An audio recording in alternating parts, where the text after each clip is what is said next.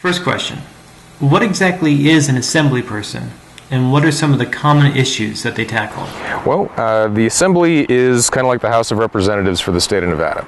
We have, just like the federal government, three branches. We have the executive, which is headed by our governor. We have the judicial, which is our state Supreme Court and our district courts and the justices of the peace and whatnot. And then we have the legislative, which is the lawmaking branch. And the Assembly is one half of that lawmaking branch. It's considered the lower house. The terms are shorter. We go up for election every 2 years, as opposed to the state Senate, which goes up every 4.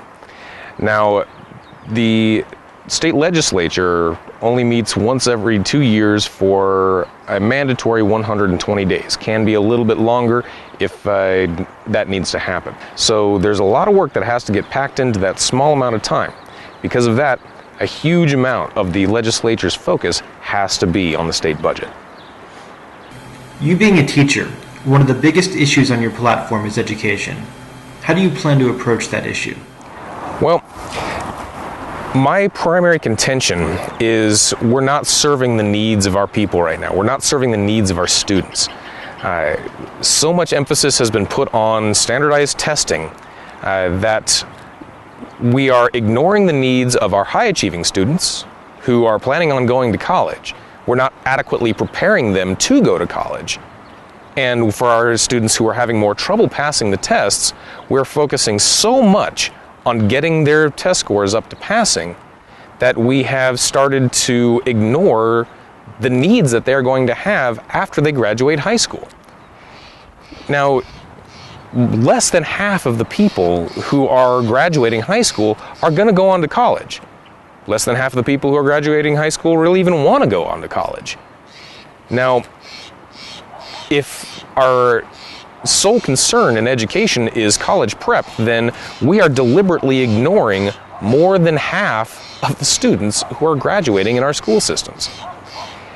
Now, back in the day, we had a large amount of vocational classes. We still have some of those classes today, and we have some very good vocational programs, but they're getting smaller and smaller and smaller. Every time we have a new testing requirement, every time we refocus on another educational goal, the first thing that gets cut is vocational classes. These are the classes that are going to help kids get a job out of high school. These are the classes that give kids practical skills so that they can earn money that can actually support them and eventually support the families that they're going to have. We need to do a better job of giving these kids real-world skills.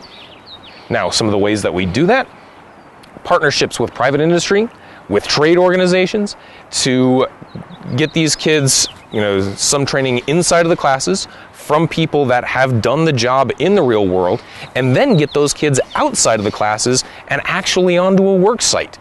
Give them some on-hand experience that they can put on a resume that as a 16, 17, 18-year-old kid is pretty thin. We give these kids the ability to make money with a high school education rather than have to slog their way through their early and mid-20s making practically no money, very often having to live in their parents' house long after they would like to be able to move out. These are some things that we can do. Also, if we have a vocational track, then we can also have a college track.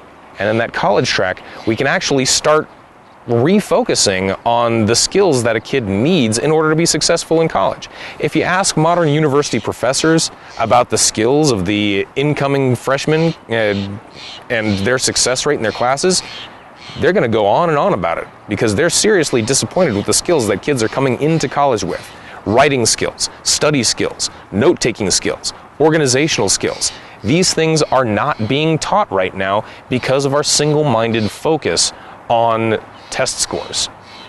We need to start preparing our students for the lives they want to lead after they leave high school. Now, a lot of these things are just retasking of our education system.